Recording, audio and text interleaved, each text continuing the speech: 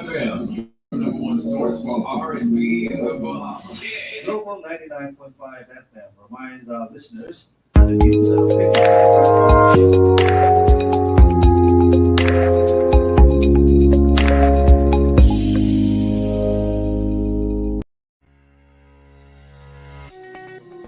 Today can be the turning point in your life by making a simple decision.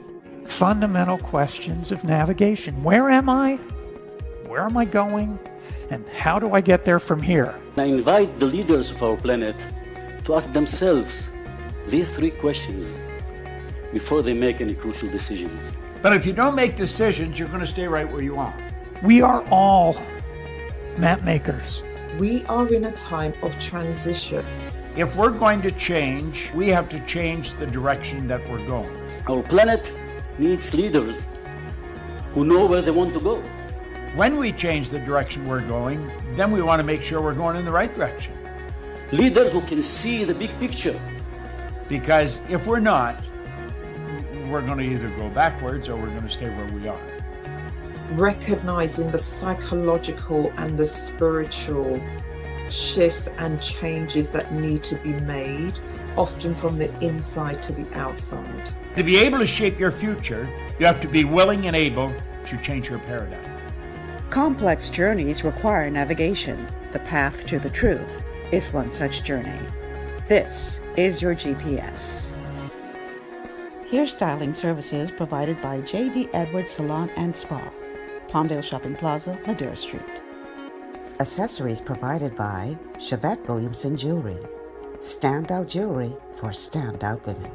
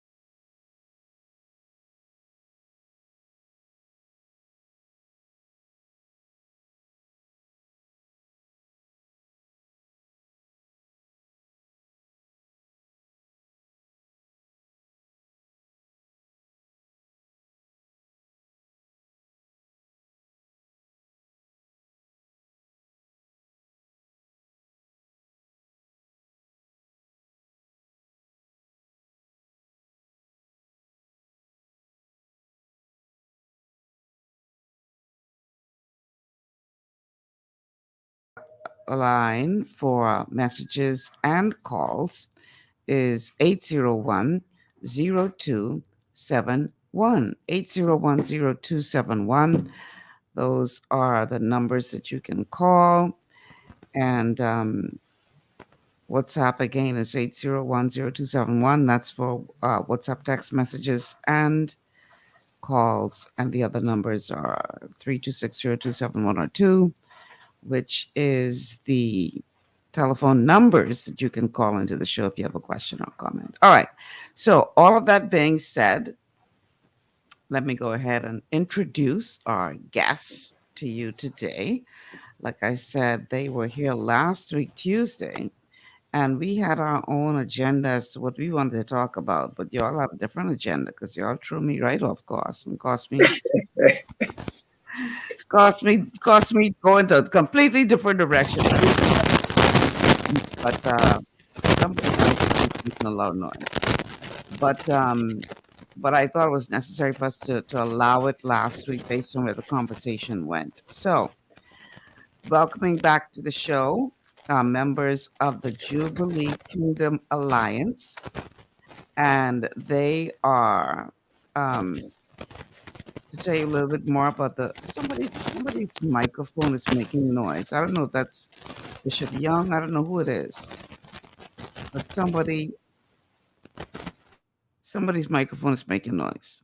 Okay, all right. So to tell you a little bit about who they are, let's see if I can pull up the information.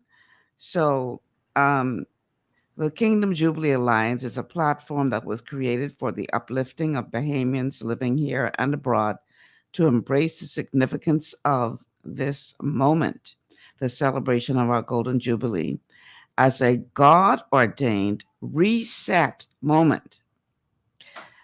And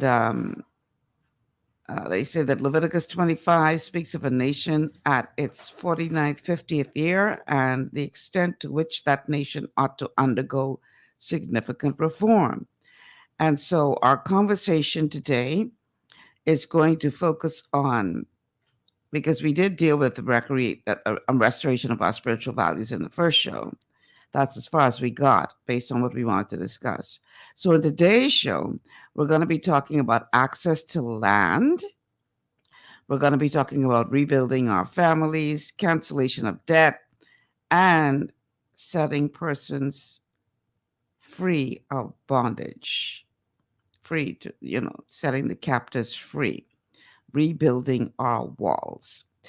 And so the Kingdom Jubilee Alliance consists of pastors and ministers from various churches, along with other professionals who are lending their collective voice with a view to ensure that this moment in time, this significant moment in history in the Bahamas, serves to be the beginning towards transformation of the Bahamas for generations yet unborn. So that is what the Kingdom Jubilee Alliance is all about. And I am going to welcome now Pastors Glenn P. Roll from the Grace Center here in Nassau, who's the chief spokesman for the Kingdom Jubilee Alliance. We also are going to welcome Bishop Bishop Bernard Young, Genesis Leadership Institute, Cable Beach West.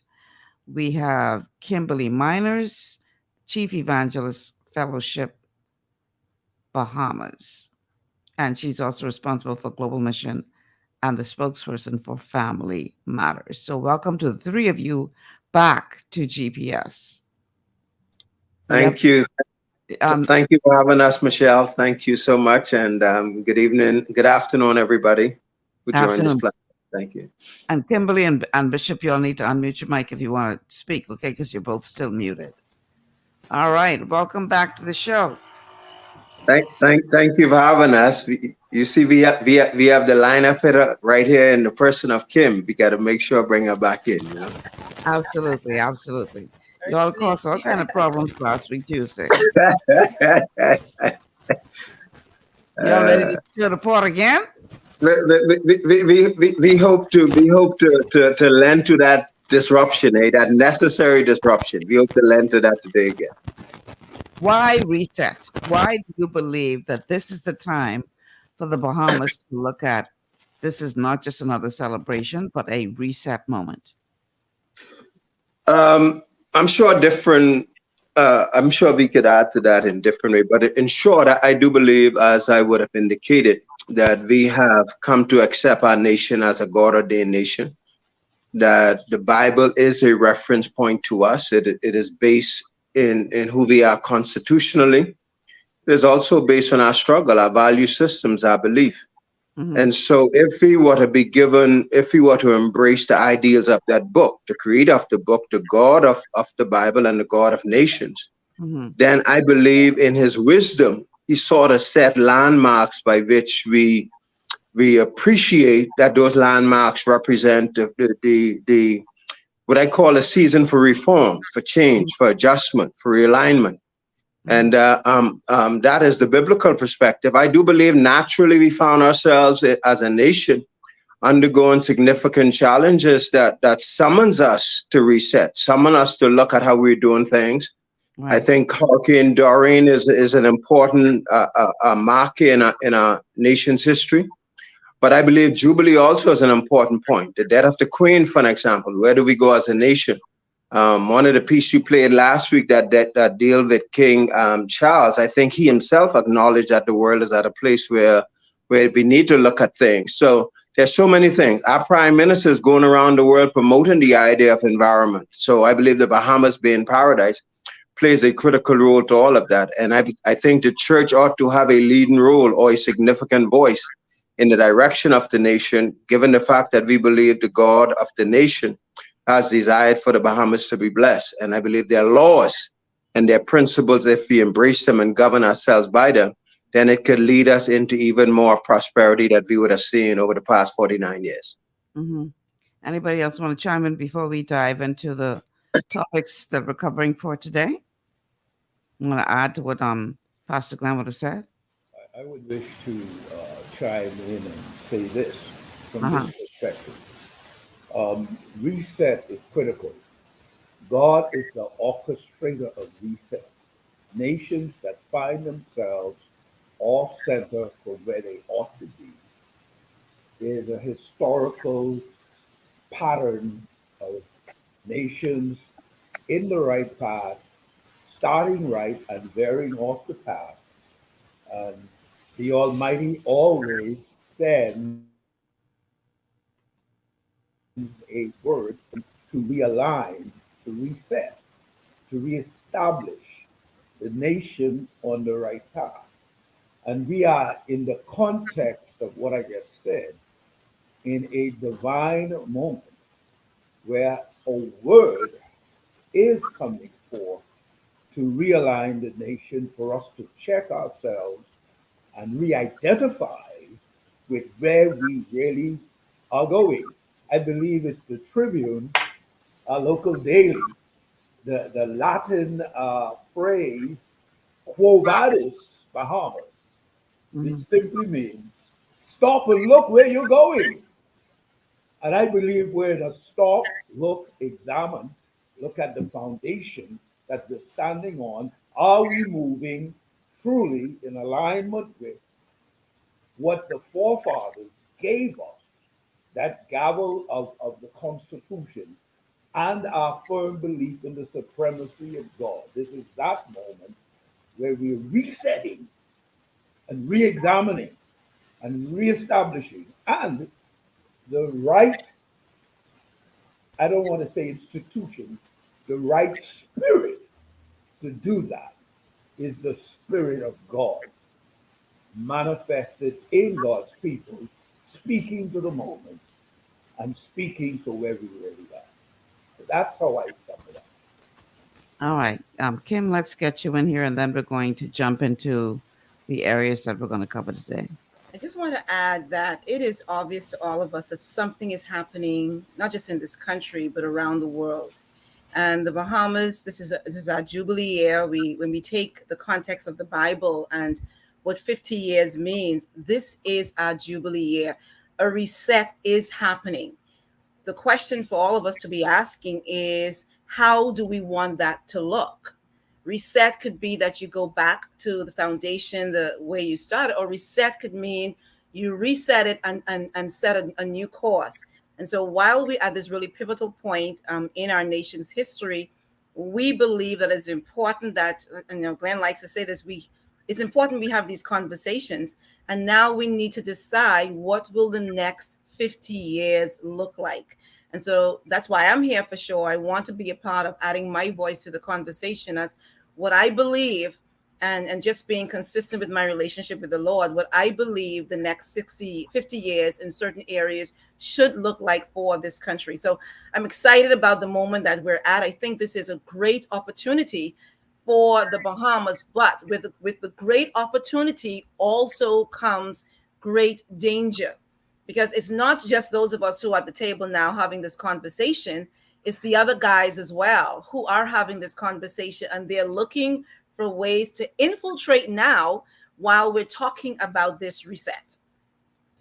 I find it interesting that you would say that it could be a looking back and going back to the original, or it could be a resetting as it relates to a new way going forward.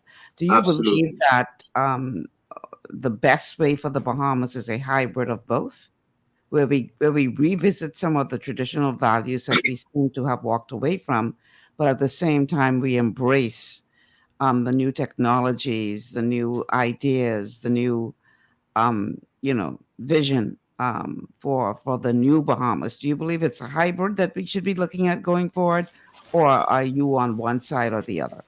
For me, I can answer that personally. Michelle, I believe if it is not broken, why fix it? The message has not changed. The same. This is the message of God that has really existed and has persisted for millennia. Hmm. So if we dare to shake up this new paradigm, and if we dare to explore a new way, we're actually putting the lives of our children, our very lives and existence, even as a nation, at stake. And every week I publish some prayer points for Child Evangelism Fellowship Bahamas. And with that, I always give out a scripture or some thought. This week, our scripture was that righteousness exalts a nation. That was spoken thousands of years ago, and that hasn't changed. So my view is methods may change, but the messaging cannot change. And by methods, I mean we're in a global arena. We're looking a lot at Technology, right? technology, Hmm. but we must stay on point with the message. So for me, there is no hybrid with the message. We have to be focused on what the message has always been. That is one nation under God. And if we stay, I think if we stay true to that message, then whatever comes our way, we are going to be just fine as a nation. So, in other words, there's only one true north. Yes. Okay, may have different ways of presenting it, but there's only one I, true north. I, Absolutely. Even the symbol on your advertising has a turning point, eh? And that has a specific direction. And I do think it's important for us to appreciate that every generation renews itself to that. There's a reason why it says, "In that day, I will restore the hearts of the fathers to their children." We underestimate the degree to which the founding fathers of the nation, if I could put it in this way, was given what I would refer to as a divine blueprint for nation building.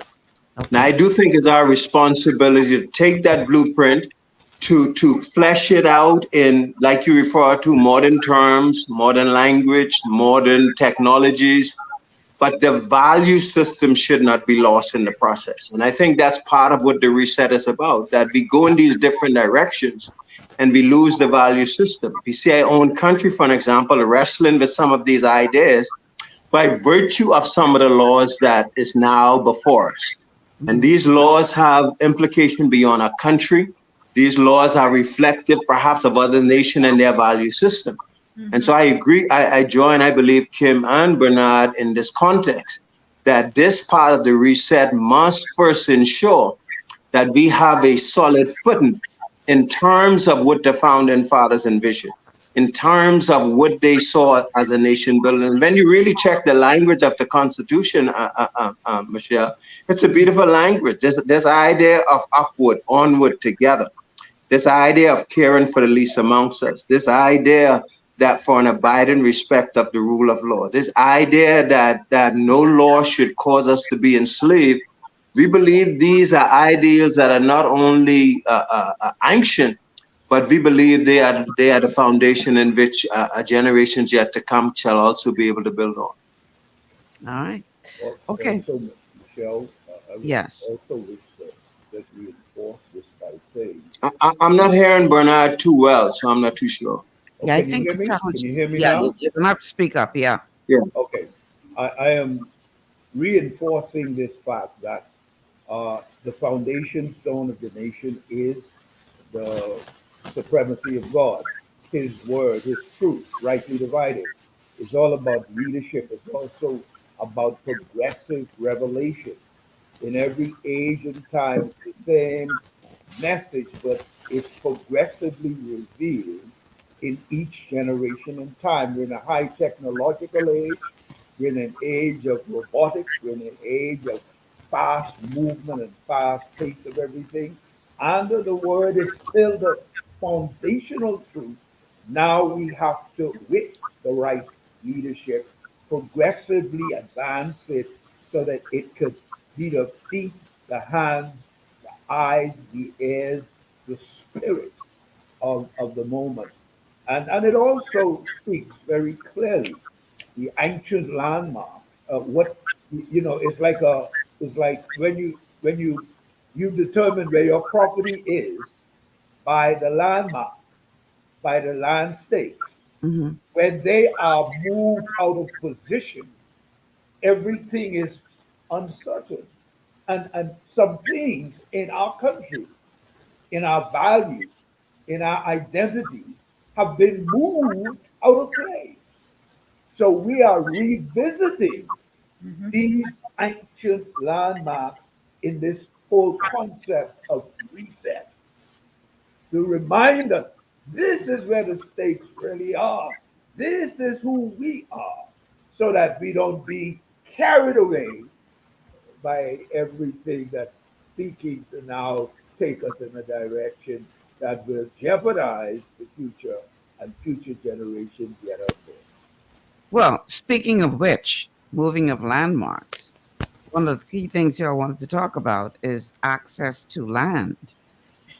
And that is an issue that is causing much concern here in the Bahamas. It Mhm. seems that more and more Bahamians are being, um, for want of a better word, denied the opportunity to own a piece of this rock, um, more so than ever before, while foreigners, whether wealthy foreigners who are buying up all of our islands or not so wealthy foreigners who are squatting on our land, just seem to have free for all access, whereas for the Bahamian, less and less access to owning a piece of this rock.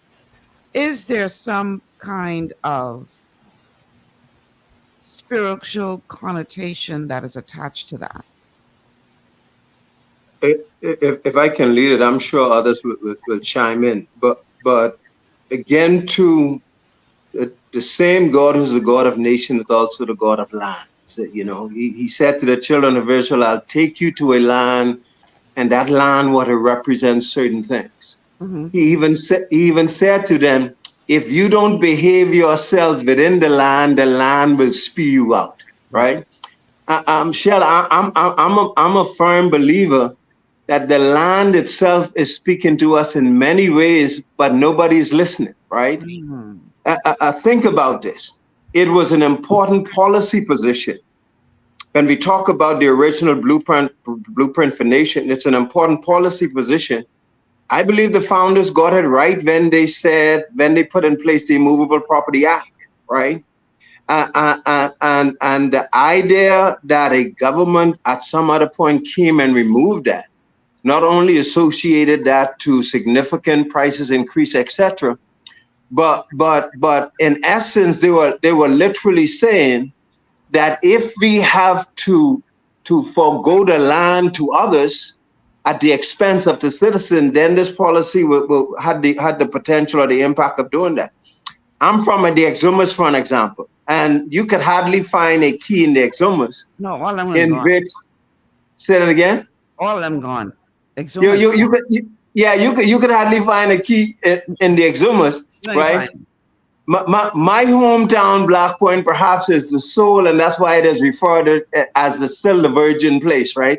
Because only the locals get to really build in that place, right? Right. But that's few and apart. Mhm. So when we shift policy in that way, And when we deprive the citizen of the land, then the land itself began to cry out in such a way. And I believe this is contributing to the disruption. It is contributing to the sense of people don't feel a sense of identity with the nation. It is contributing to the idea that people feel everybody can come into the country and benefit from it and we don't. And so part of, I believe, the role of the church is to look at these injustice, look at these inequalities, and to use this moment to say, hey, this is a time in nation building when God's idea of nation building is to ensure the land is restored to its owners. And I believe the Bahamian citizens, say that again? Go finish your point. You believe I believe we ought to lend our voice to this conversation. I believe what we have seen over the past months, like you rightfully pointed out, is an indication that the set time has come, and even the people and the land know that it should have this connection, because we're not really citizens of a place until we actually possess the land. And I believe the time has come for us as a people to not only have citizenship by way of passport and names, but land ownership is an important element of that. But unfortunately, we keep on seeing the extent to which we believe our governments, for the most part, continuously conceding to what you almost request by foreign over our own. And so this level of frustration, rightful frustration, exists. And I think the church ought to rightfully lend its voice, just as they lend their voice to other injustices in the 50s and the 60s. Mm-hmm. I agree with that. Michelle, I'm not sophisticated at all on land issues and stuff like that, but I do have a issue with how difficult it is. We talk, for instance, about Crown land. Mm-hmm. I have an issue of how difficult it is for organizations such as ours. So we are Child Evangelism Fellowship Bahamas. It's one of the organizations I represent. We've been in this country for over 32 years, and we're in over 200 countries around the world. We are in the process of trying to acquire a piece of land, because our organization is an organization that's given over to the children of the Bahamas. And we are just not Nassau centric, but we're trying to do work in all of our family islands. And we have been trying to, for the past 3 years now, to acquire a piece of land so that we can build a national office in order to have something for our children, to be able to do proper training for our children, a place for our children to come to.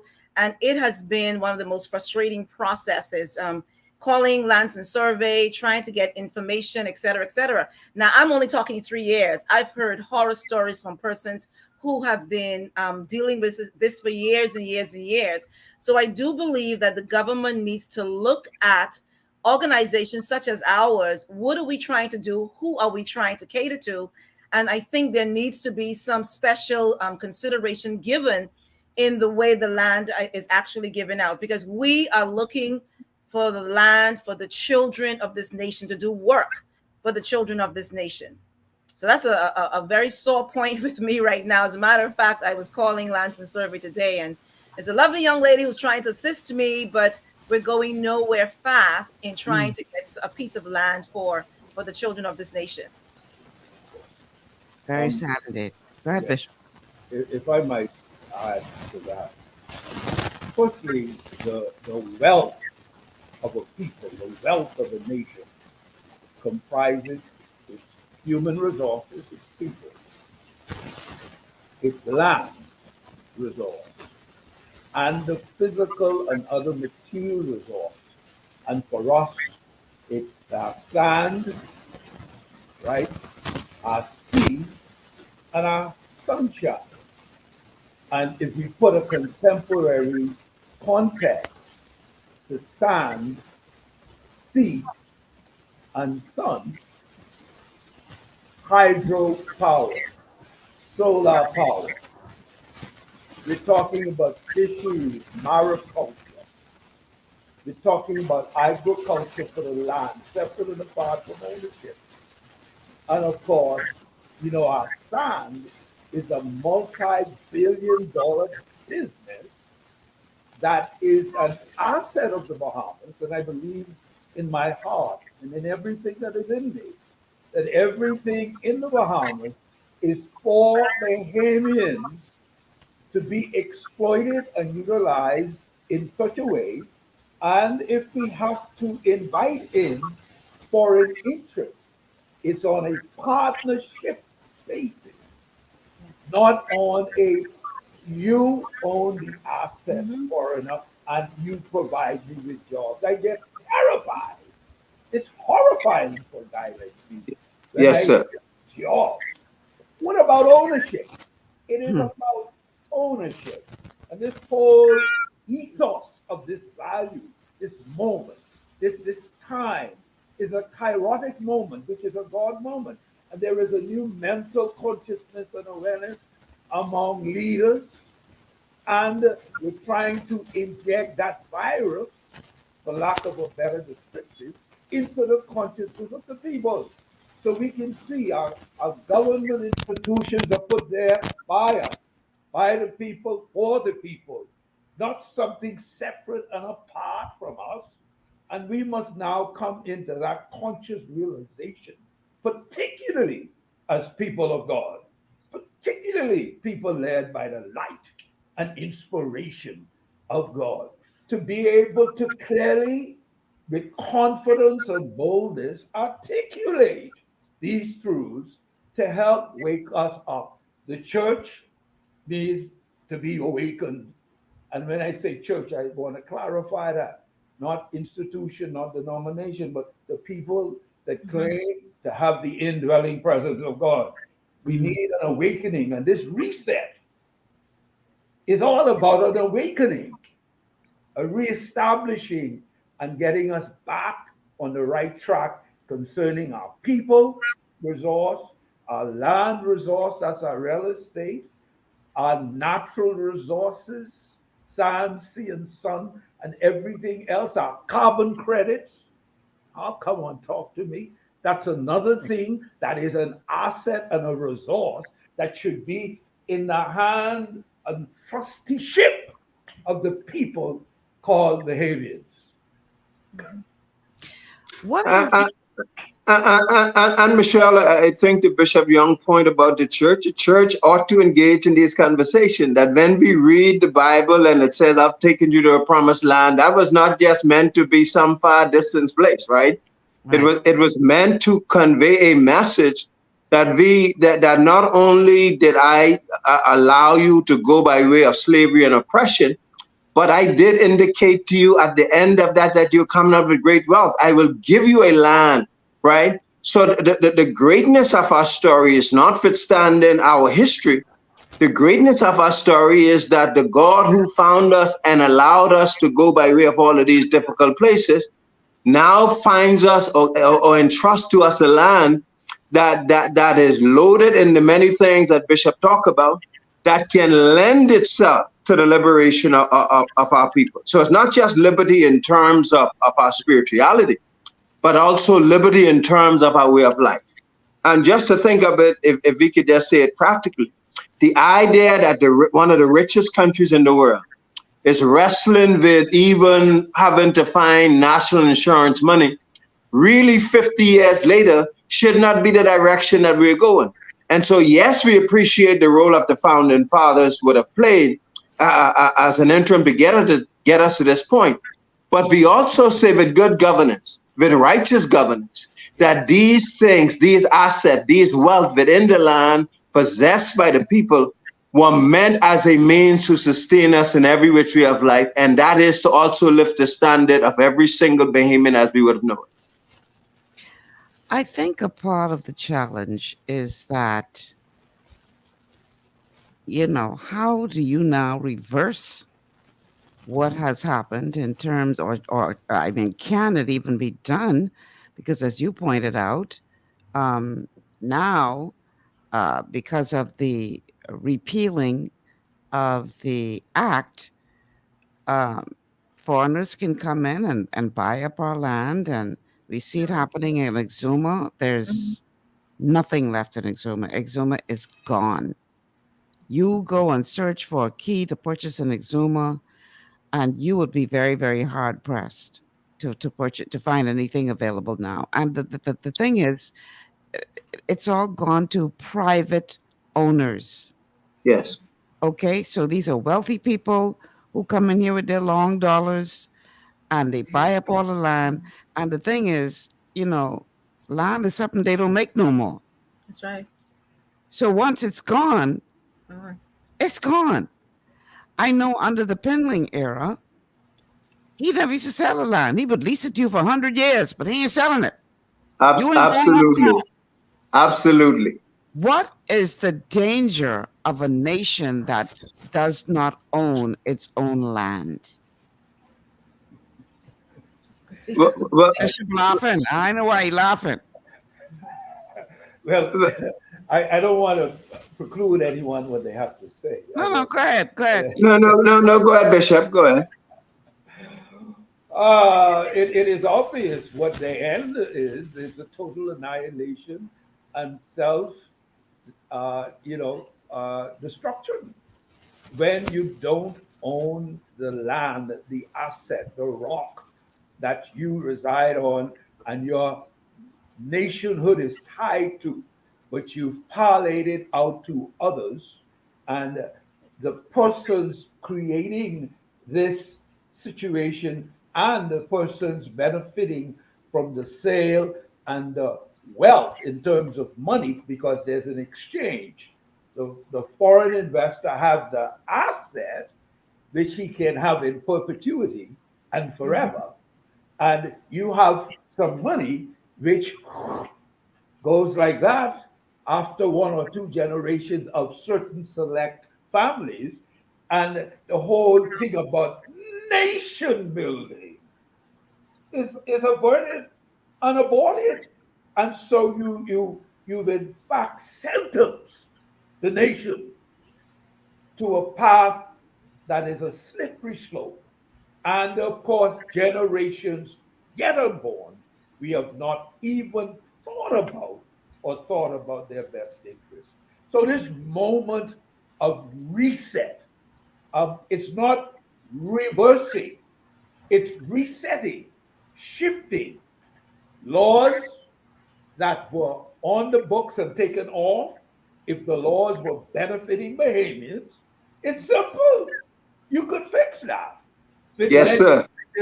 power and authority. But this time, as the forefathers did it, you're going to make righteous laws that in the best interest of the people called Bahamians in our Bahama land. And then the cry from the poor is eased. And then people can feel that they have a stake, not only in the present, but in the future. And then perhaps some of our diaspora of multiplicity of talents outside the Bahamas can see this is a divine moment to return to our motherland and bring our resources, our human resources, our intellectual resources, our other resources, and let's help in this nation building process. I am very emphatic about this. I am extremely excited about this. Mm-hmm. It goes to the core of my being, and that's why I don't need to rehearse what has to be said, because it's in me. Okay. Yes, Michelle. I mean, your question is scary, and that's one of the reasons the level of anxiety is the way it is, right? Because we do see laws in this way, right? Think about the impact of this. And this is one of the reasons I think the church has to be awakened, because we take for granted that laws that comes by Parliament that we don't have no responsibility to safeguard or speak out against, right? Right. For an example, the commercial enterprise bill almost lend itself within a few weeks for not only ownership of the land, for all of the gates that were placed to ensure that this land is preserved. We're only 300 and something thousand people. So it's not as if by way of policy we cannot be replaced. And if we are not gatekeepers, if we are not mindful of the laws and its implication, then not only this thing can happen overnight, but just as Exuma, as you mentioned, is just about gone, This could be almost in every island. And clearly, for an example, like I said, the establishment of business, the removing of the Immovable Property Act, the extent to which we have all sorts of external laws coming into our country, all of it is a part of, we have our resources, for an example, shipped out. Part of our land is shipped out every day in the different countries. Our aragonite, our resources. Now we have the question of another bill that deals with some other aspects of our resources that is worth billions and trillions of dollars. The point is, why are we then having a conversation that speaks to how poor or how break or how much other taxes that we need to raise? In the year of Jubilee, we should not have this kind of contradiction that is so wide. And part of the reset, part of the church responsibility is to remove the lies, remove the darkness, to speak to the powers to be truthfully, and cause the people within our spaces to come to our senses to say, hey, we're in a land of abundance. These things should not be the direction of our country, and cause there to be the kind of return and a reset that I believe God has ordained for us as a nation, so that we know what it is to be free and liberated. We have to take a break, but I just want to say before we go into the break that you had mentioned earlier on the show about, the Bahamas and its GDP and being, one of the wealthiest countries. That is so, the way that is calculated is so misleading, because it is based on the amount of wealth that exists in the country compared to the number of persons who live in the country. But truth be told, they count within that wealth that they are on paper distributing to all of us, the wealth of about what, a handful of people? Because they have all the wealth in this country. But because of the way that it's calculated, it gives the perception, oh, the Bahamas is a wealthy nation, when most people in the Bahamas catch an eternal hell. Many live below the poverty line. But you got a handful of wealthy people, and they're mixing up all our money there together and saying to us, oh, this is a wealthy nation. Not so for most people in this country. They feeling it. They going through. And we have to find a way. I got to take a break, but we have to find a way. And I'm not promoting socialism or communism or any such thing. But it can't be where we're saying this is one of the richest nations in the hemisphere and the majority of people poor. Something wrong with that picture. So let's take this break. When we come back, we're going to continue the conversation with members of the Kingdom Jubilee Alliance. This is GPS.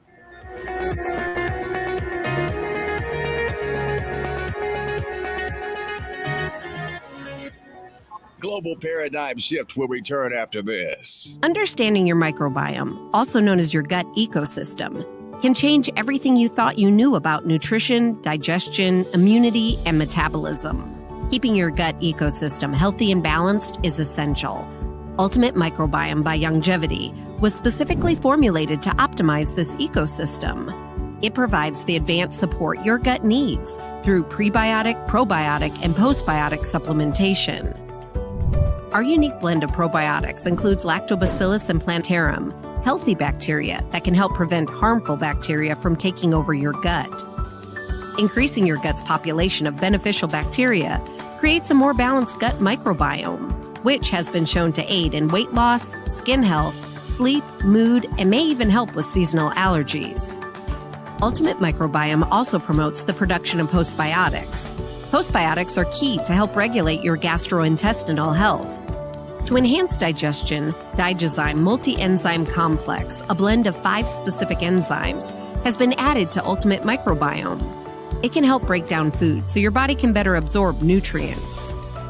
Plus, we've added our proprietary I-26 Hyperimmune Egg Powder to aid in the elimination of disease-causing gut bacteria and help your body balance its immune response.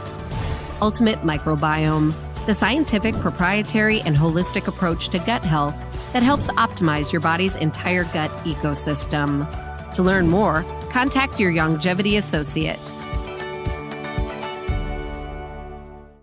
Welcome to Sunshine Auto, the hardest place on the planet We are your auto superstore for rims, Lexani, Azaras, Trueform, Western, Lux, Fuel, Trackline, Tough, Rough Racing, Velocity, Mud, All-Terrain, and low-profile tires, cars, homes, and commercial window tinting. At Sunshine Auto, we put God first and customer is king. To stay healthy, it's crucial to make sure you get the nutrition you need every day. But it's difficult to get all your recommended vitamins and minerals from food alone.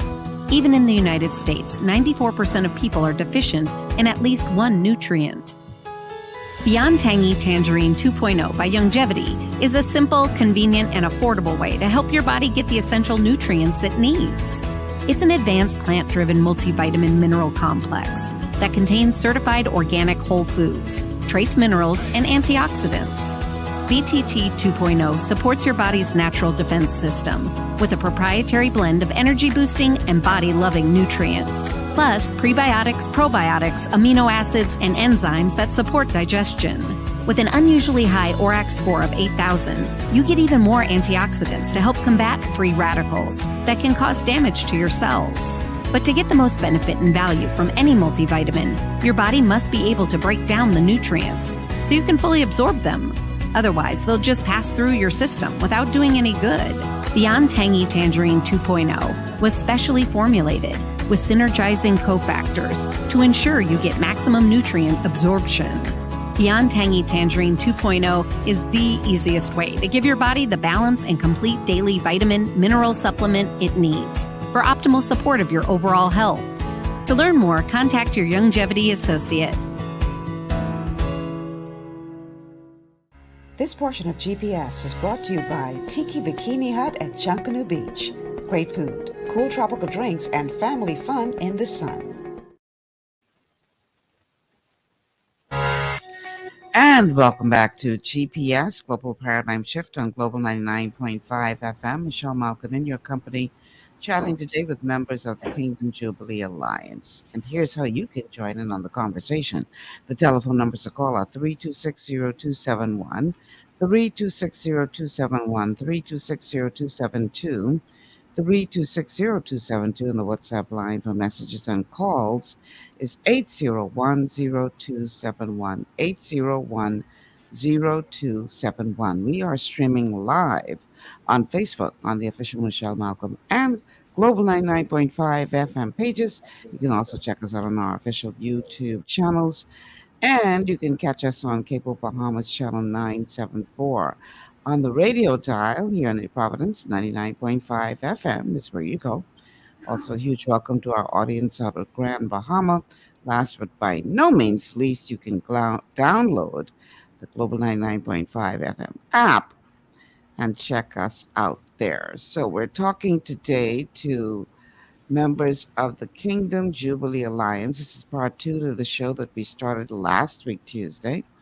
And my guests today are Bishop Bernard Young, Kimberly Miners, and Pastor Glenn Roll. And we're talking about using this opportunity as we celebrate our 50th anniversary to see this as an opportunity for the nation to reset, to revisit the ideals that were laid out by our founding fathers. So let me read a couple of comments from our Facebook viewers, and then we're going to look at another topic that we wanted to cover during the conversation today. So this is from Quincy. Quincy Swain says, try to get it to come up there. I'm with the father of our nation. No non-Bahamian should be able to purchase any part of the rock, lease it for 10 years, but would also have to develop the land as well. Now, I will say this, that for many of the investors, leasing it for 10 years is not very attractive. That's not very attractive. But even if it's a longer lease, make it a lease where you never outright own the land, but you are able to develop it, you're able to live on it, you're able to do what you need to do with it, with the view to fulfilling the vision that you have for it, but you never own the land, because we see what happens in the Exuma Keys. Trust me when I tell y'all, gone. And the thing is, you know, Well, you can't be prophesying like that, we got to reverse that, man. no, the same prophecy. You just, I mean, this is what is actually happening now. And Yeah, so I know. if you go and look for a piece of land and Exuma, God be with you. You can need a miracle to find Yeah. anything in there. And I'm talking from the largest keys to the smallest. People on the outside seem to have a greater appreciation for the value of our land Yes. than we do. They realize what we sitting on. Mm-hmm. Something abundant, right? So while we sitting here rowing each other about politics and PLP and FNM and COI and DNA and getting caught up in all of the foolishness we getting caught up in, they silently buying up all the land. And at the end of the day, the promise is, oh, you give jobs. I can do that for you. Yeah, that's one of the reasons. That's one of the reasons, Shell. We intend to meet with some pastors this coming Thursday, and one of the reasons we have to have this conversation, because this conversation have to be taken outside of the realm of politics. This is not a divisive political conversation. This is a conversation of righteousness. This is a conversation in terms of what's best for a people who would have gone through a lot. You mentioned the disparity within our nation, how people look at this nation and see the abundance. But when you really check it, I think it was Pinlan who said 25 years later, only certain amount of percentage of the people had the wealth within it. We still see that going on now. But what we contend, however, that with good governance, that the land itself has significant means, significant resources. And we do believe that the time has come for us to have that meaningful conversation in terms of how we proceed with this. How do we maximize the potential that lies within us so that all of the people, so that this idea of Commonwealth can truly be an experience where the least of us can also be beneficiary of that which comes from the land. So these are biblical messages. The church have a responsibility in this. And it doesn't matter what side politically one may fall on. I think from a position of being right, from righteousness, we ought to cause the nation and those who in various governmental leadership to be aware of our neutral positions in these matters and in this regard. Yeah, we gotta approach this from neutrality. I think a big part of our problem is we so caught up in politics that we missing the bigger picture. Absolutely. Can I add something, Michelle, as well? Yeah. So I'm a trained educator, and so I always think in terms of teaching and training when I approach a subject. And I think the big issue we have as a nation is really lack of knowledge. The Bible tells us that the people perish for lack of knowledge. We are not taught these things. We are not told these things by our parents, because a lot of them don't know themselves.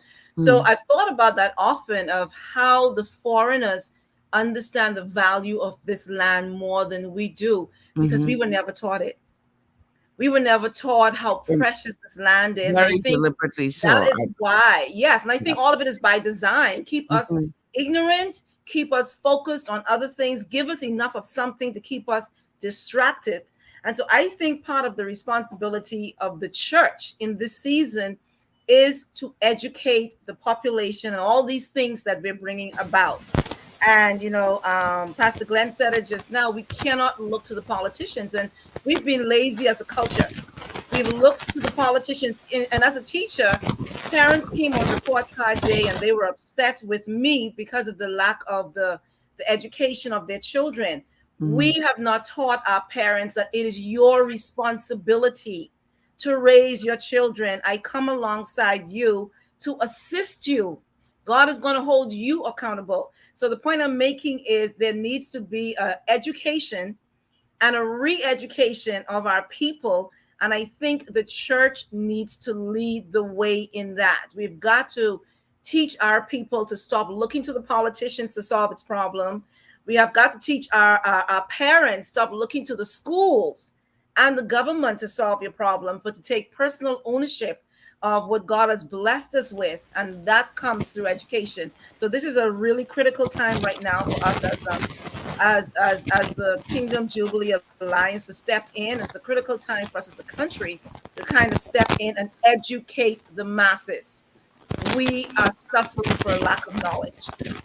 Bishop, I don't know what's going on with your audio, but we're getting a lot of like background noise. So I don't know what you're doing, but yeah. Something is wrong with your audio. Maybe you should sign out and sign back in, and let's see if that solves the problem. Okay, because whenever your microphone is open, it's causing a lot of some kind of noise, like something is rubbing up against something. So why don't you sign out and sign back in, and let's see if that improves the situation. Okay? Matter of fact, I need to take a break anyway. So let's take this break. And then when we come back, we're going to continue this conversation because I want to turn our attention to the cancellation of debt, which is could very much be tied into this whole idea of the value of our land. Yes, and absolutely. More we are seeing and hearing what we've been sitting on for all these years as a nation. I mean, our national debt is a joke compared to the value of what we're sitting on. Absolutely. But yet, we are where we are. Let's take this break. We're going to continue the conversation on the other side. This is GPS. We'll be back in a moment.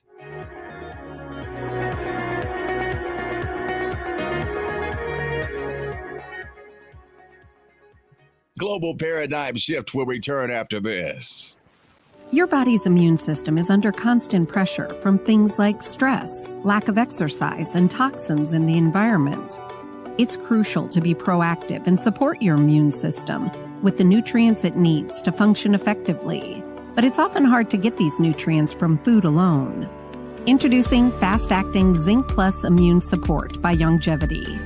Unlike zinc-only supplements, Zinc Plus Immune Support builds on the proven power of zinc and adds complementary nutrients to give your immune system extra support. Vitamin D helps balance the effects of zinc, while our proprietary blend of natural fruit and root extracts provides the extra help your immune system needs to work against daily stressors. And we've included Longevity's exclusive plant-derived minerals to give your body the minerals it needs, but can't get from food alone. And because Zinc Plus Immune Support is delivered in a great-tasting, sugar-free, berry-flavored lozenge, it encourages quicker absorption of all these nutrients into your body. Zinc Plus Immune Support. Zinc plus the extra support your body needs to promote a healthy immune system. To learn more, contact your Longevity associate. Welcome to Sunshine Auto, the hardest place on the planet for rims, tints, and tires. We are your auto superstore for rims, Lexani, Azaras, Trueform, Western, Lux, Fuel, Tracklight, Tough, Rough Racing, Velocity, Mud, All-Terrain, and low-profile tires, cars, homes, and commercial window tinting. At Sunshine Auto, we put God first and customer is king. Blessed love. It's gotten harder and harder to get your daily requirement of vital nutrients from food alone. Without additional vitamin and nutrient support, your health and well-being can suffer drastically. That's why Z-Radical was specifically formulated. It combines a blend of antioxidant-rich vitamins, minerals, and botanicals with the protective powers of fucoidan to help fill the gaps from lack of nutrients in your foods. The core of Z-Radical is fucoidan, a naturally occurring polysaccharide that helps stimulate immune reaction, protecting you against inflammation and oxidative stress. We harvest this powerful mineral-rich nutrient from brown seaweed, harvested only from the world's most pristine ocean waters to ensure the purest quality. It's then extracted using cold process technology to ensure maximum levels of bioavailability. Then we add essential vitamins that help to protect your cardiovascular and nervous systems and are crucial for optimal immune and neurological function. Z-Radical also includes a proprietary blend of delicious antioxidant-rich fruits and berries. This great-tasting combination helps your body combat free radical imbalances that can contribute to a variety of degenerative conditions like arthritis and heart disease. Z Radical. Experience the power of fucoidan with antioxidant-rich berries, 8 essential vitamins, and more to provide you with potent health benefits. To learn more, contact your longevity associate.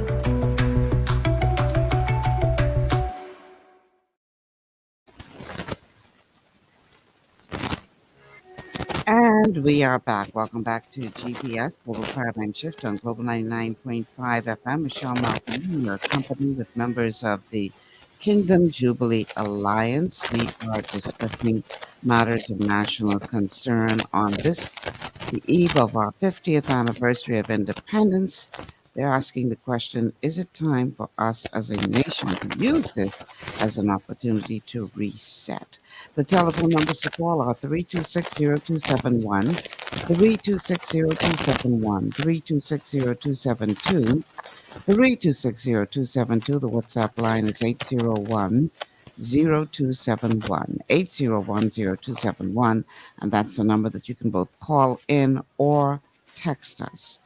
You can also watch us live on YouTube, as well as we're streaming live on Facebook on the official Michelle Malcolm and Global 99.5 FM pages. You can also catch us on Cable Bahamas Channel 974 or download the Global 99.5 FM app. Here in New Providence, you can listen by way of radio, 99.5 on the FM dial, and also by radio in Grand Bahama. And as always, welcome to our Grand Bahama audience. Okay, so we're talking about various issues as it relates to the wealth of the Bahamas, land ownership, and now we're switching gears to focus more on. I'm still hearing that noise. Where's that coming from? It's a bishop again. Okay. Now we're switching gears to discuss cancellation of our debt, because it flows right into or flows from what we addressed in the previous segment of the show as it relates to the wealth of our nation. Other people recognizing the wealth of our nation more than we do. We're sitting on all this wealth, and now we're hearing these new figures coming forward with regard to the seagrass and the value thereof, and the carbon credits and all this kind of stuff, and what that means from a monetary standpoint. Just recently, our Prime Minister was addressing the value of the natural resources, specifically the carbon credits and the natural resources of the blue economy. And one of the things that he said, and I'm paraphrasing here, is that, that people have been saying, oh, every Bahamian should be getting a check. But what we would like to do is to use the resources, or use the not so much the resources, but the money, that the value of those resources, to reinvest into the country so that you can have a better quality of life. So in other words, instead of issuing everybody a check at the end of the year, we take that money, we reinvest it so that we can offer good quality free education, good quality free health care, good roads without all these potholes, good this, good the next. Now, in some countries, let me say this, in some countries, they do issue an annual check to their citizens. In other countries, they do reinvest so that their citizens can have a far better quality of life than they would have without those investments. I think the challenge that many people have with the Bahamas going in that route of saying that, as opposed to issuing you a check at the end of the year, which you can squander anyhow, we just can take the national resources and reinvest it on your behalf.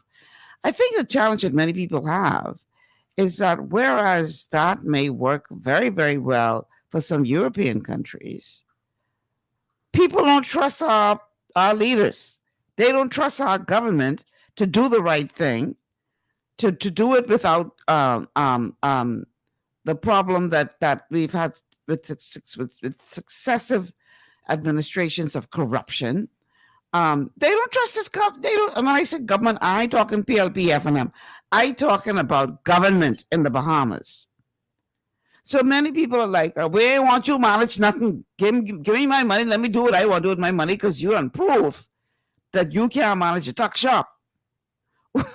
What are your views on that, lady and gentlemen? Let me say this, and Michelle, I think all of us has been around long enough to appreciate the skepticism, the outright frustration, and in a lot of cases, the evidence that what people believe and see is in fact so, right? And so the question for us, they have a right to be in that state of mind. This is one of the reasons reset foundationally has to be a multi-tongue approach, and that is we have to embrace the idea of righteous governance or governance from a position of authority. We have to equally embrace the idea in terms of what system of governance, because you cannot continue to say in an independent nation that the land in which you own is a crown land. I mean the idea that we still subjecting ourselves to foreign power is really shouldn't be a part of, or should be an idea that we are putting behind us. When the prince was coming over here, for an example, I think about a year or so ago to visit, one of the things that came up in the debate was the fact that the Bahamas had to take on this bill because we were still a part of the Commonwealth. So the very idea of independence have to be examined in the true context that 50 years for us really should mean and begin with the cutting away from a system, notwithstanding the value that it played over the years, is no longer the route that we want to go as a free, independent, sovereign people. So that has to be a part of the conversation. That includes, therefore, land ownership of the people. That includes a sense of equity. That includes us returning to the idea of what Commonwealth mean. How do we flesh that out in policy terms? That include governments that are open and transparent. So policies, whether it be the Freedom of Information Act or some other form, where people have a chance to not only hear, but see what happens on a day-to-day basis within the context of our governance. All of these are steps that we have to take, including return of the land to the people. All of these are steps that we have to take so that we can truly reposition ourselves to have the kind of assessment that says, this is what we have. Persons like C. Allen, for an example, has always been talking about taking I think a full scale of what we have, land, all of the resources, so that we have an appreciation for what the wealth is. That coupled with our population, that coupled with a vision of the nation, all of these should be a part of the conversation to get us to the place to say, this is what we can do. Yes, all of those things that you mentioned, but we have such an abundance that we can also ensure that people have some resources, some means in their hand, and with proper education, also are responsible adults in terms of what we do with the wealth, because with wealth comes certain responsibility. I think that's what Kim was trying to say in the full context of a conversation. So this cannot be a one-tier conversation. That's right. This have to be deliberate, step-by-step conversation. This almost have to be for us the beginning of a new dispensation, of a new era. The church, the family, the government, or those within the political offices equally having a role in terms of the direction of the nation. Michelle, I'm going to go back to what I said earlier. It's about education. You are making decisions for me. Nobody asked me. Why aren't we having conversations with Bahamians? We're not dumb people. I mean, sometimes we may act dumb, but we're not dumb people. Why aren't we being educated on from all sides on what this is all about, and then ask my opinion? Why? And you're right. The bottom line is, in this place, 50 years into our history, we do not trust the government. And who is the government? The government actually is made up of people.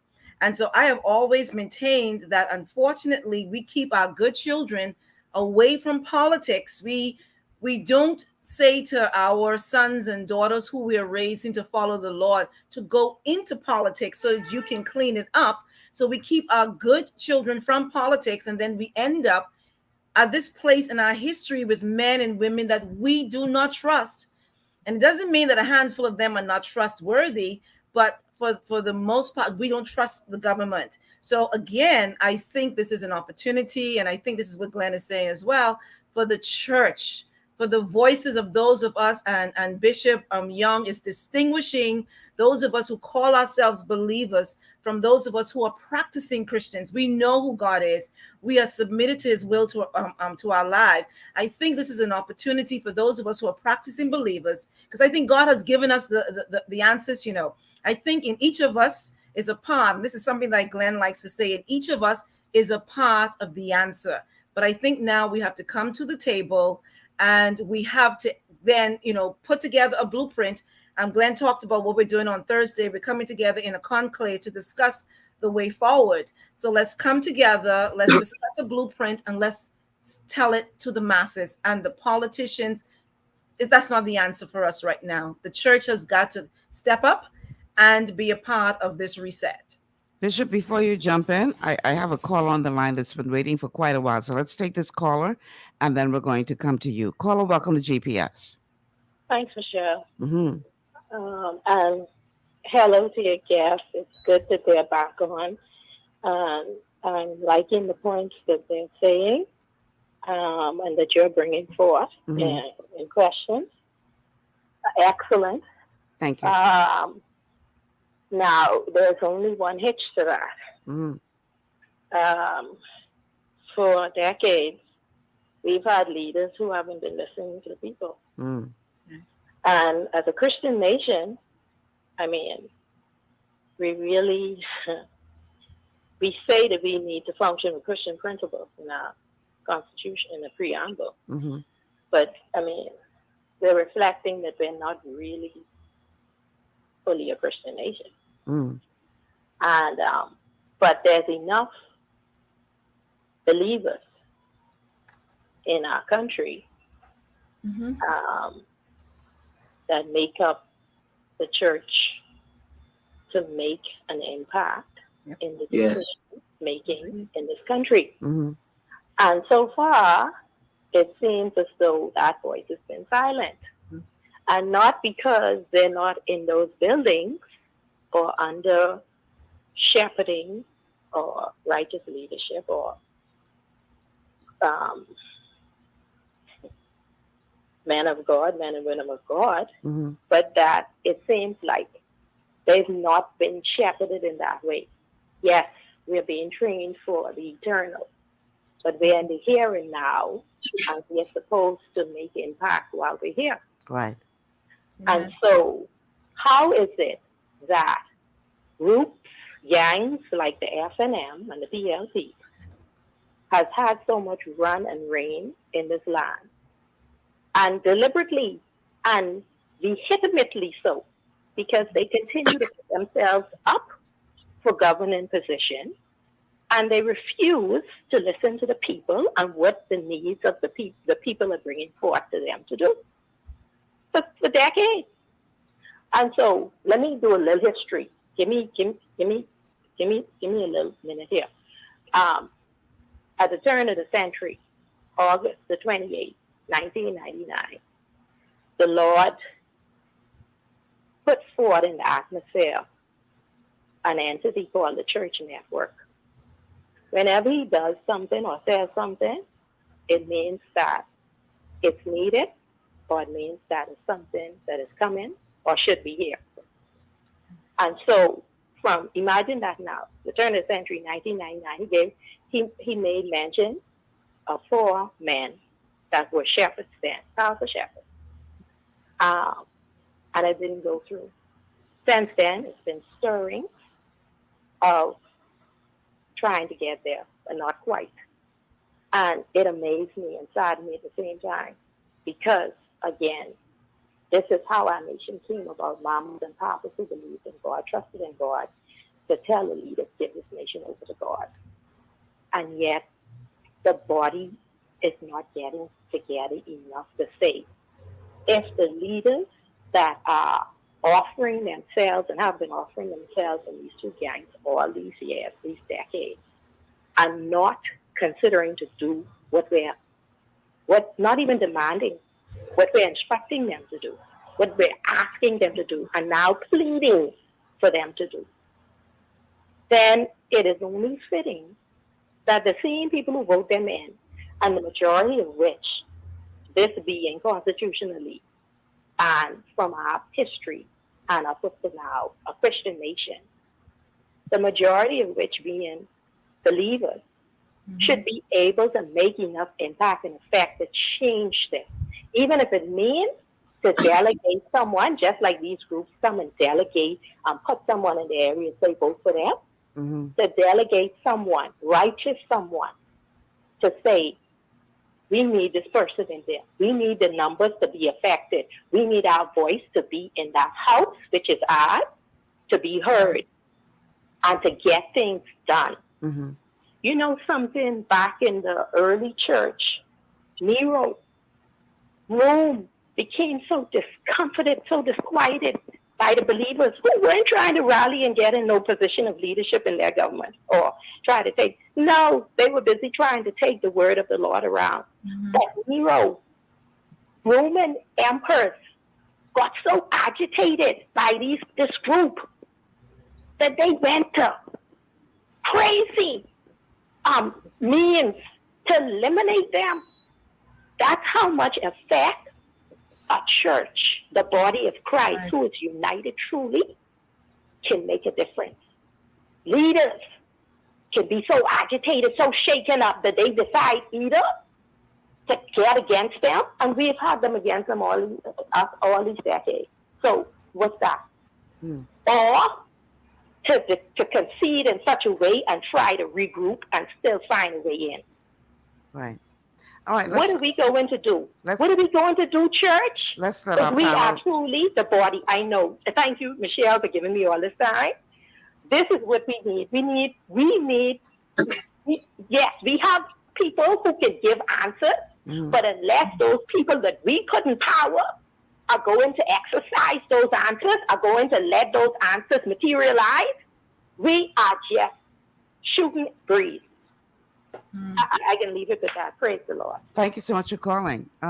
Bishop, I know you wanted to chime in for a little while. Yeah. Bishop, ready for that one. I mean, No, that's not for that one specifically, but I'm going to put it in a different context. Bishop, you got to speak a lot louder. I'm not hearing him. Yeah. Can you hear me now? He's having issues on his side. Can you hear me now? There's still a lot of static, but go ahead, speak loud. Are you able to hear me now? Speak loudly. We can hear you with a lot of static. I will speak loudly. I want to say you had indicated a little earlier, Michelle, that with all the wealth, that we are counted a wealthy nation. I believe per capita income measured by the GDP, which is a measure of the total cumulative wealth of the country, that's then divided by the number of the population, sets them somewhere around $34,000 per individual, which is extremely wealthy. And all the international organizations that normally would give out income or opportunity for foreign nations to use that opportunity. Bishop, do you have some kind of earphones or something plugged in? Okay, go ahead and talk now. You're muted now. I was asking if you have some kind of ear plugs or something plugged in. Because he's gone. Yeah, he's having major issues with his sound. Okay, while we wait for him to get back on, what are your thoughts, Pastor Glenn and Kimberly? Just let me say that I don't know if that's the same caller from last week, but you had a caller last week who spoke with such great passion, right? That call affected me deeply, and I hear the same voice. May not be the same person, but I hear the same sense of conviction from the person who just called, right? And part of her dilemma was that the church as we know it was not taught in this way, right? Well, one of the things about reset is that we have to have an appreciation, equally so to the extent to which not only did we were we the recipient of what I call foreign policies and ideas, but our church was in a lot of ways affected by that same mindset.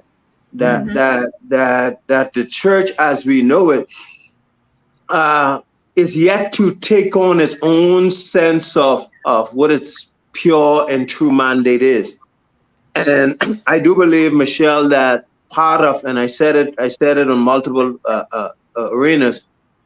One of the things that should have come out of the COVID-19 experience is what does the church really mean in terms of shifting nations, in terms of building communities, in terms of building lives, because we saw the extent to which this group of people was almost sidelined in that regard. So I do believe that should have lent itself to an opportunity to renew ourselves, to ask a tough question in terms of how do we be relevant to the community. And part of that is specifically what the lady said, that the church should understand that its mandate is nation building. This church should embrace the idea of education.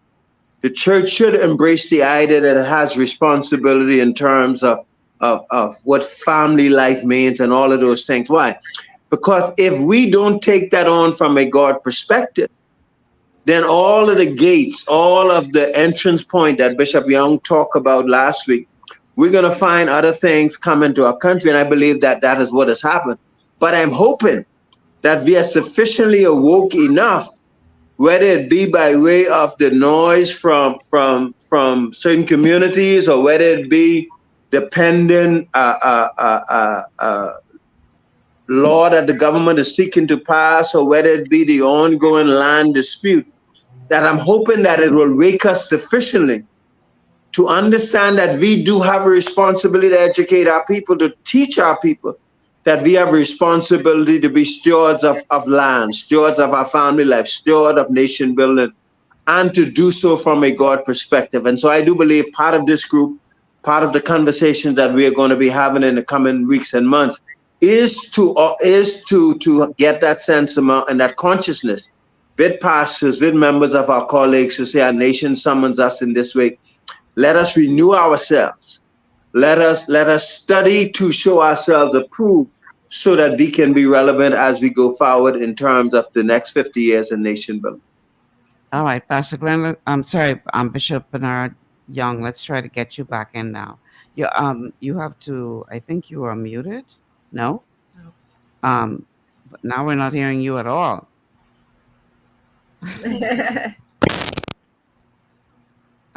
He has the air plug in, right? He has it in now, but we're not hearing him at all now, since he plugged that in. So I'm not hearing me at all. Go ahead and speak again. You're not hearing me at all? Okay, now we're hearing you. Yeah. Okay. You can hear me well now? Much clearer. Yeah. Okay. I would wish to say this. I was making the point about the wealth of the nation as measured by international organizations and standards. We are considered wealthy. That is skewed. That is a misrepresentation in truth, because some 15% of our population owns 90% of the wealth. So it's giving this discombobulation of a number that's being tied, calling us a wealthy nation, when in truth, it is a misnomer.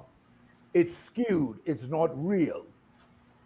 putting it in proper perspective, when we look at that and we look at the fact that the land resources, the people resources, the natural resources indeed comprise true wealth that can be to the benefit of the people and put this imbalance in balance. Absolutely. Now, please understand, it's a no-brainer. It's a way we can correct the wrong. We can shift the imbalance. We can bring into perspective people connected to the wealth in real terms, not a magical number. And not only that, we can take into account some of the mismanagement of past national debts because we've never proven ourselves to be good at the deal table to cut deals in the best interest of generations yet unborn. We've cut deals, but it's not been in the best interest of the people. And herein lies the cumulative challenge now with the 12 going into $13 billion national debt, that to the best of my knowledge and understanding, there is no strategized plan or debt relief strategy or debt pay down strategy to eliminate. So we've not been historically, from the facts on the table, looking at it truthfully and honestly, looking at the elephant in the room, so to speak, and calling it what it is. We've not been good at fiscal responsibility for managing our scarce resources in the best interest of the people. We have a call on the line. Caller, welcome to GPS.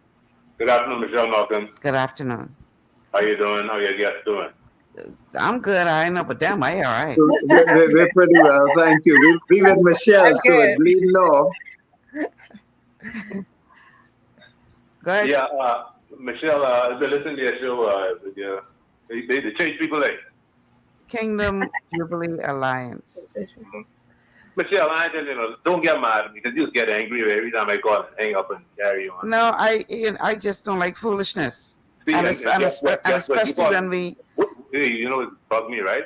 You could just come on and call, no matter what I talk about, it's foolishness, right? No, if you're making a valuable contribution, you're allowed to make a valuable contribution. But go ahead. Let me say something.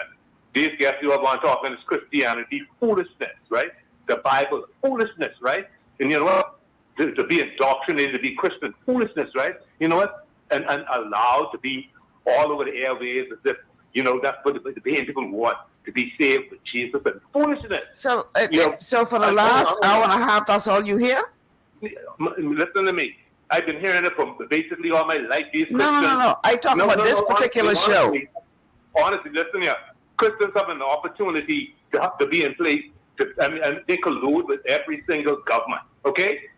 And they come and they talk about their Jesus talk and what they got planned for this country. It's nothing but foolishness. Are you serious with that, man? So my question to you is, have you only heard them talk about Christianity on this show, on this particular show today? What I'm saying to you is, right, for all they talk about, we've heard it before, right? Not just by them. I'm talking about people, different pastors, and on all them given rights and opportunities in this country to put us just where we are today, in mayhem, right? And you know what? For the next 50 years, let's just put down the Bible and Jesus and things, and let's see if we can just make it through on our own. Because guess what? That illusion got most of the people in this country like they living in a trance or something. They're not for real at all. All right. Thanks for calling. Let me let them respond. I don't know who wants to jump in first. Well, my only response to the call is this. You rightfully asked him if he'd listened to the show, and so since he didn't speak to that, clearly he don't have an appreciation for what we said. Notwithstanding, I do think that the level of skepticism that people have about the church is a real skepticism. That even your caller earlier mentioned that the church has a responsibility in the reshape of a nation. and the extent to which this reset lends itself, that means including the church have to undergo that reset. What's going to be our mindset going forward, right? Clearly, historically, there were times when, for lack of a better term, those within the so-called church lend itself to slavery. So we don't ignore these historical events. What we do say, however, is that a country was found in a certain value system in which we embrace. And we believe that now is a time for us to look at that, not only in terms of what we do within the walls, but how we work within the community, how we look at governance. And we're not going to shy away from having the opportunity to do that. That's why you have a number of persons who are going to have the conversation concerning what now and the future looks like. All right, we have a call on the line. Caller, welcome to GPS. Malcolm. Yes. Good afternoon. Good afternoon. And I hear some of the pastors keep on saying, now we have to bring new ideas, or we have to, before we let in anything inside the country and stuff like that. Do you know, most of this problem that we see that is taking place in this country, we have to blame the church for it. Because the church is the gatekeeper. When we read in Isaiah 9 and 16, it tells you to profit, of course, my people the error. We played a bad as a gatekeeper. We allow, for some reason, government to do whatever they want to do because some of us was gaining from it. And now we see all this problem. And now we're trying to say, we got to fix it. It only can be fixed except the Lord build a house. Everything will be in vain. We can have the Jubilee, and after that, it's all over. Everybody go back to the same thing. Yes, say. I don't want to stray away from your topic. But look at we going to celebrate for 50 years. And we still get people over 80 still out to social service 6 and 5 o'clock in the morning for $80 voucher. I talk about people over 80 in the rain, in the cold. But you don't see no pastors in the bush line. You don't see them there. These are the issues that they're supposed to be speaking out against. But we wait till the elephant come in the room and we try to straighten up. Now we get all this crisis. We get this is coming in. We get this movement, the next movement. And we wondering now how we can fix it. Because when we try to fix it, some are hand involved inside it. And we know that. And they know, the people know that. But yet still we come with this smooth talk and believe that, well, everything going to be all right. It's not going to be all right because why? The Bible said in Jeremiah 23 and 19, because they have not stood in my counsel, they have caused my people error again. And I given Bible because why? The gatekeepers are responsible. They sit down on Sunday morning. They allow the government just to roll over, do whatever they want to do. And now we want to fix. We have to go back to God. Thank you. All right, thank you for calling. Who wants to respond? Can I say something to that, Michelle? I think, and Bishop Young, I won't be very long, but I think it's good that, first of all, we're acknowledging that we have a problem, right? And we're saying among ourselves that we want to be a part of the solution. And that's why we're having this conversation, because it is important for all of us to come to the table and decide, how do we fix this? Do we do nothing? We look at, we are believers who are sitting with you at this table. So we're all believers here. And we know our Bibles. We know that when Israel was having problems, what did the Lord say to them? My people, we all know the scriptural verse, who are called by my name. What do? You humble yourself. And this is what we're doing in this moment. We're saying that we have issues in this country. So we're saying to the believers, including those who call and know scriptures, what are we supposed to be doing right now? Humbling ourselves. We're being called to pray. We're being called to turn from our evil ways. We're being called to look to God because the solution is there. So let's come to the table. Let's confess that we have done wrong as a church. We have allowed the politicians to run amok. Unfortunately, on this in this country, many of the politicians are themselves believers. Many of them are a part of churches, but they're not being called to account for what they do when they go into the halls of parliament. I think a great problem we have in this country is we separate our faith, our walk with the Lord from our everyday lives. So we're all good Christians on a Sunday, and then something else happens when we go to work or when we go to parliament or whatever the case is. So we're saying in this moment, let's come to the table. Let's admit that the church has not been perfect. As believers collectively, we've not been perfect. And what is the solution? What is the alternative, Michelle? That we do nothing? And what's going to happen if we do nothing? We're saying in this season, let's come to the table. Let's trust the Lord for the solutions, and let's work together to find out the solutions. And again, I want to point to what we're going to be doing on Thursday with Pastor Glenn's church. We're sitting together as a body of Christ. We're saying that let's look at the issue. Let's be honest. Let's apologize. Yes, the church has not done what it should have done, but now let's do the reset and let's make sure that moving forward, that the church is a part of the solution. So I can take that. I really felt bad for the caller who called previously, and I hear in his voice the despondent at the church. So I wonder what happened in his life, who failed him, who disappointed him, that he is feeling the way he does, and all he sees is despair when he thinks of the church. So again, I am thinking, what do we even do for him? Because one of the things Glenn likes to say is that reset has to happen everywhere, in the prisons, among the broken, those of us who are broken. Reset must happen. So we must even come to the table and find out, how do even we reach him in his brokenness and say, hey, we want you to be a part of this reset as well.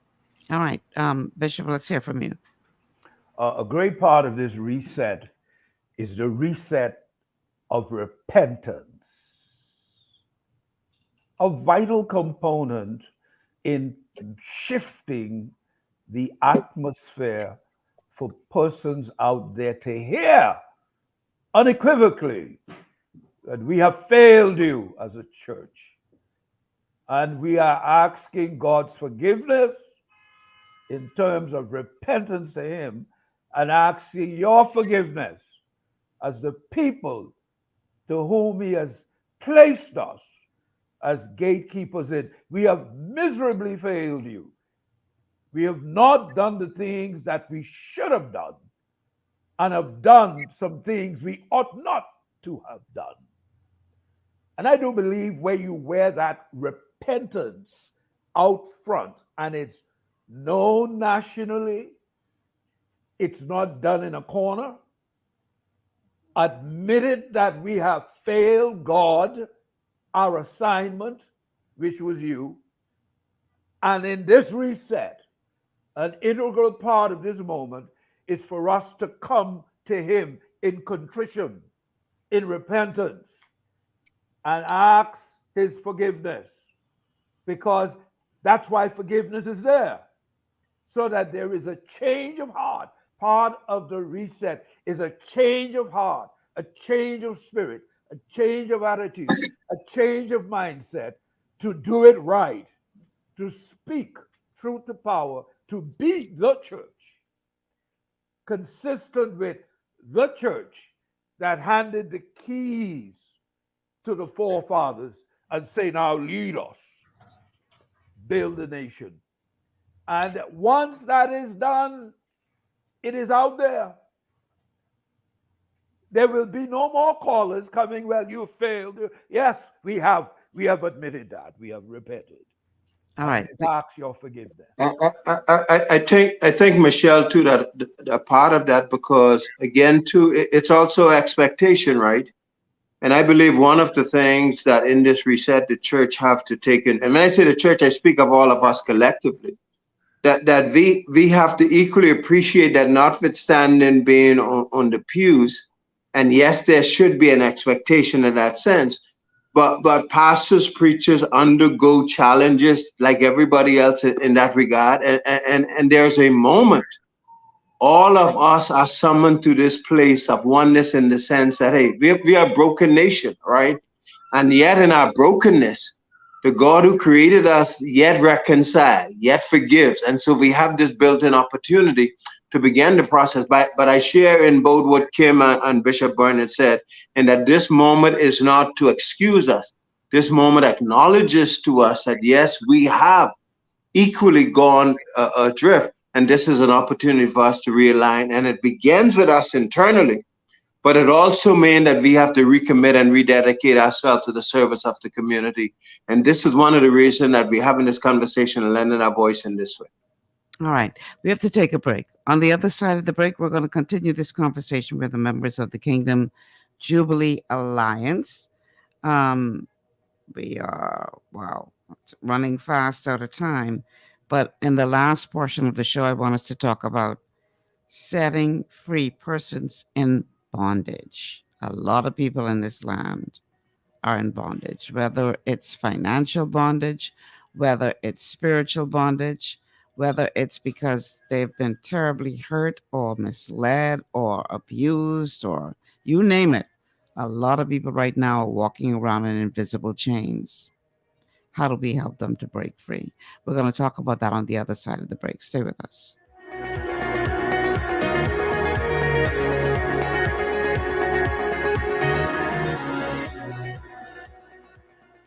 Global Paradigm Shift will return after this. At Lee Air, safety is our #1 priority.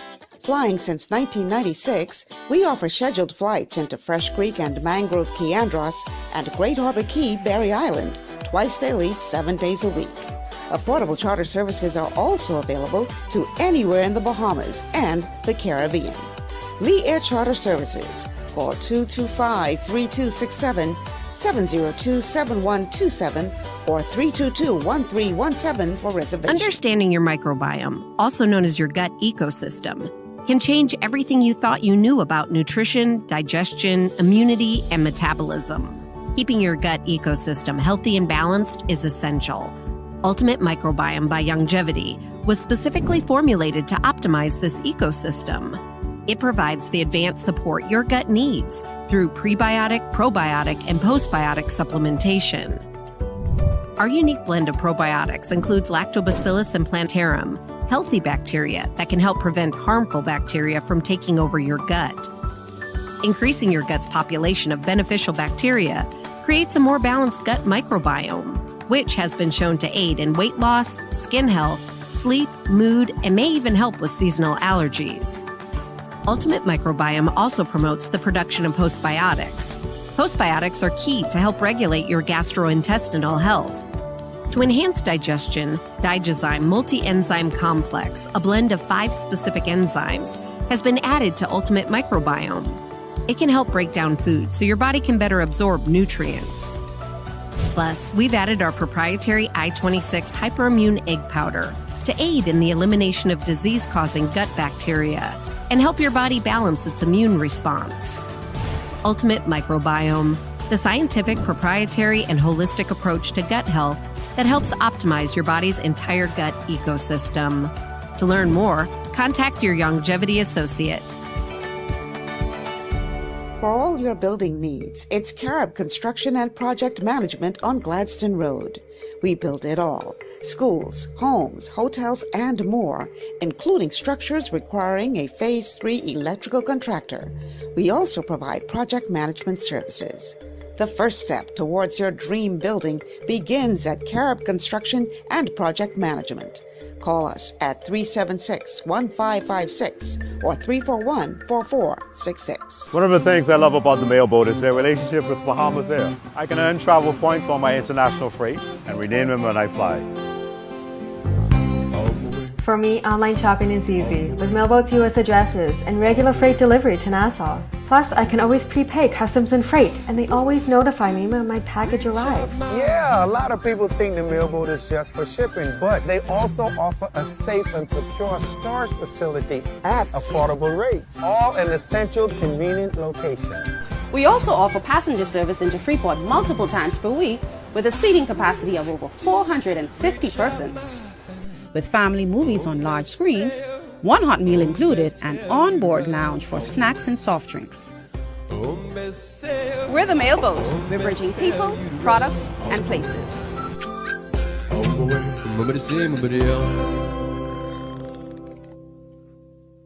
Executive Printers is your one-stop shop for all your branding and customization needs. Letterheads, envelopes, business cards, invoices, share and gift certificates, rubber stamps, vouchers, funeral programs, brochures, flyers, banners, and promotional items like mugs, water bottles, mouse pads, and key rings, all with personable service and great quality. No project is too small or too large. For great turnaround and competitive pricing, make an executive decision. Call us at 393-5011.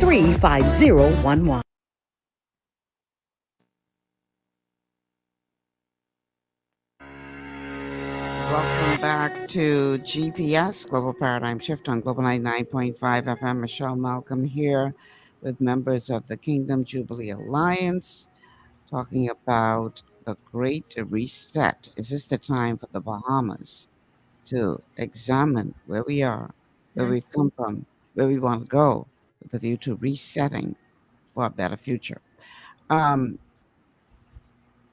The last point that we wanted to talk about in this conversation is one of setting the captives free.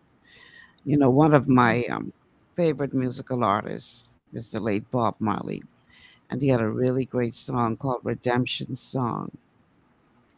And there was a line in there that says, "Emancipate yourselves from mental slavery.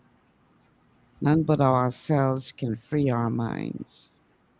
Have no fear of atomic energy. None of them can stop at the times.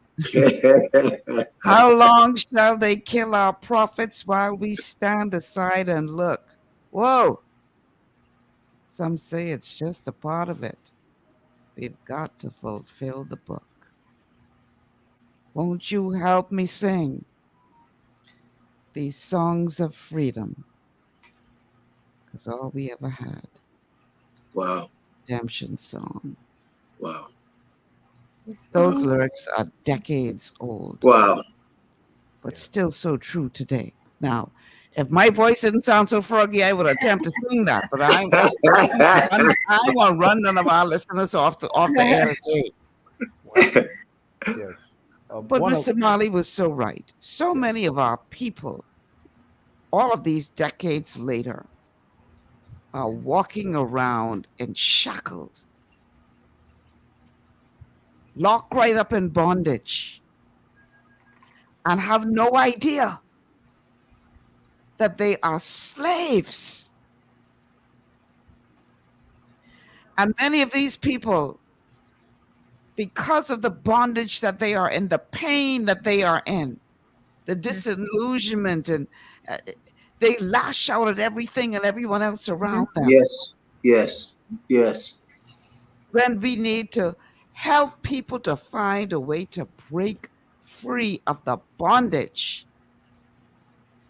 that so many of our people are in. I want y'all to think on that. We have a call on the line. And Carl, I hope you don't take us in another direction, because I really want our guests to answer that. But go ahead, Carl, you're on the line. God bless and good afternoon, Michelle. Hey, JT. And good afternoon to your guest. Hey, AJ. I hope I don't go in a different direction. I'm not too long tuned in, so forgive me for being late. Mm-hmm. You know, Michelle, the point you just asked your guest about, or the comment you made about us in the Bahamas freeing our minds, I think, and I have to make reference to the preamble of the country's constitution, because in that foundational aspect of the constitution, it talks about no longer being bondsman or slave to. That's right. And it mentions a number of things in there. Mm-hmm. And my point in saying that is, the Great Reset, yes, we do need as a country to re-examine ourselves and reposition ourselves to get back into the stream of greatness. Because one time ago, the Bahamas used to be an extremely great country, and I'm talking about from the point of view of morality, from the point of view of law and order, from the point of view of public decency and entrepreneurship. We were, in my view, a whole lot more industrious back then than we seem to be today. So, JT, we only got 10 minutes left, and I need you to get to the point. I'll do that right now, my dear. The point I'm getting at is we need to start telling ourselves again as a people that we are great. Because the Bible can tell you and me, life and death is in the power of the tongue. So we need to start speaking to us about the greatness in us, even though many of us may not see it. We need to start just speaking life into the situation that a lot of us are faced with today, and letting us know that we are great, and encouraging and supporting us to do great things when we as Bahamians are doing them. Since your time is up, Michelle, I'll end there for sure, and I'll continue to listen. Thanks. All right. Panel? Yes. I would say this very quickly. If you can hear me, I trust you can. We can hear you. Yeah. Excellent. Excellent. Our greatest bondage is ignorance, in my view. And ignorance isn't that you don't have the sense to understand. Ignorance in the context that we ignore the available knowledge. Because to accept it or to embrace it would put us in a position where we have to shift our thinking, our alliances, and our allegiances to the truth. So when you really think about it very carefully, it isn't that people don't know, it's that they prefer not to face the truth. And in many instances, facing the truth puts them in a very difficult situation. They will not gain certain advantages any longer. It may not be in the company of certain allegiances and alliances to certain people any longer. They may not be in a position to support a given color only because there's some derivative benefit to them, not the fact that integrity, character, and the right course of decision making happens. We know the truth. The average person on the street know the truth.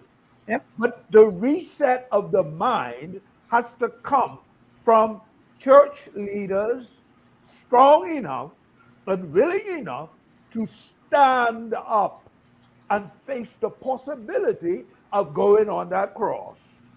Because many times, as you said, Michelle, they kill the prophets who come with the message of redemption. Because the system of darkness is so strong and so deeply rooted in the systems and institutions of our society. And there are persons within that want to push an agenda in a particular direction. So when truth emerges, it's evil spoken of, it's destroyed, or in some way, shape, or form, it's annihilated. And then there is no truth, there is no justice, there can be no emancipation, there can be no liberation, because it's all about liberation of the mind. Michelle, I know the time has escaped us. I'm a former police officer, a former prosecutor. I do visit the prison from time to time, and part of my concern from this perspective, because you rightfully pointed out the redemptive approach, and I think that aspect of who we are has been lost in this equation. Right now, what is being reported is a vision for more prison, right? And so the church, I believe, if we are talking about nation building, clearly, if we are serious about the salvaging of our men, if we are serious about going in a different direction, then the idea of building more prisons should not have been a part of the vision making from my point of view. We should have been talking about what are the redemptive means? How do we go about correcting the wrongs, right? Every independence, for an example, a certain amount of persons are released. But if we were thinking progressively in terms of this 50th anniversary, part of the conversation should have been, how do we go about finding a pathway in which our precious commodity, our men, because if we jail every single man, then we absolutely not going to have a nation. That's right. So all of these should be a part of the conversation. Paul Farquharson, who is my former boss, who I know very well, he and I have some conversation. So I'm hoping that the church can be a part of this remedy that takes on this ministry of redemption, that takes on this reconciliatory approach, because we are angry. You rightfully pointed out, every little incident we lash out, and that lends itself to the challenges that we have. And so we're hoping in the reset that we can find a pathway where we can breathe again, where we re-identify with who we are. And part of that means going in a different direction. Christopher Columbus, as they say with history, used prisoners to rediscover the New World. There are tremendous gifts and talents and ability behind those walls. The question is, can the nation benefit from them, or they are better served behind those walls? And I think all of these are part of the conversation that we need to have in the context of this reset moment, with understanding what a redemptive approach means going into this 50th anniversary as a nation. All right, Kimberly, I'm going to give you the last word. Michelle, I have hope. I have hope for this country because we are having conversations, and the fact that we're having conversations mean that we're keeping open minds and open hearts. And I do believe that the answer lies within the pages of scripture, and we can only discover that. We can only appeal to that if we open it up, and if we open up the conversations with men and women of God. And so I'm encouraging all of us as Bahamians. We love this country. We want to keep our land. We want to help broken people. We want to be a part of this reset, but reset back to the foundational documents of this country, the Bible, the Constitution, where we all feel as if we are a part of this nation and we are protected in being a part of this nation. So I'm praying that believers will continue to have these conversations, but that we will all step up our game in terms of, okay, Lord, what would you have me to do? How do I, in my vocation, in my professionalism, how am I a part of this conversation? And I think if we keep these conversations open and going, if we go back to being our brother's keeper, if we think of the early church where they had everything in common and people were willing to sell what they have so that others can gain, I think the Bahamas will be on a right path. So there's hope. This is not a hopeless time. This is a very hopeful time for us.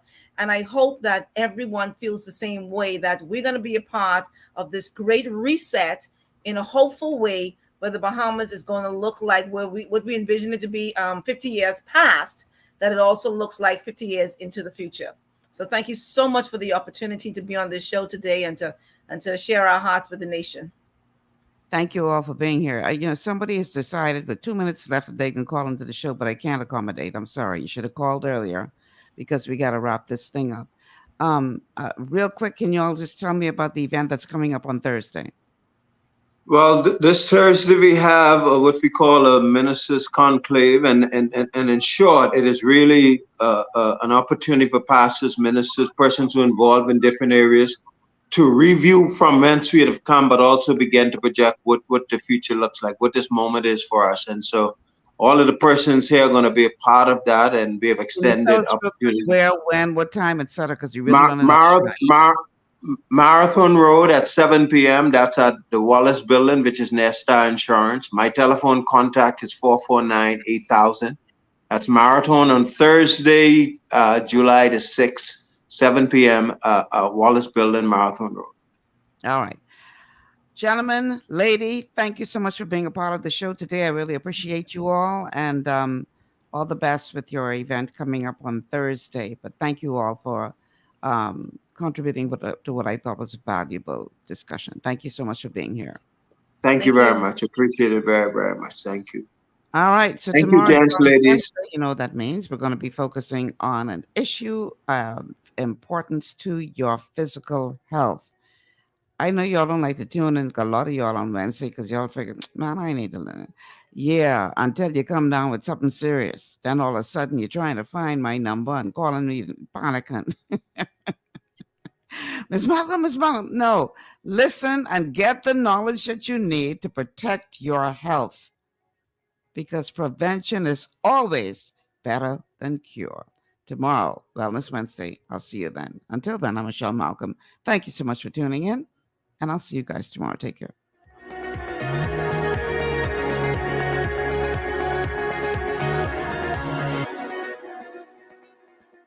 Global 99.5 FM.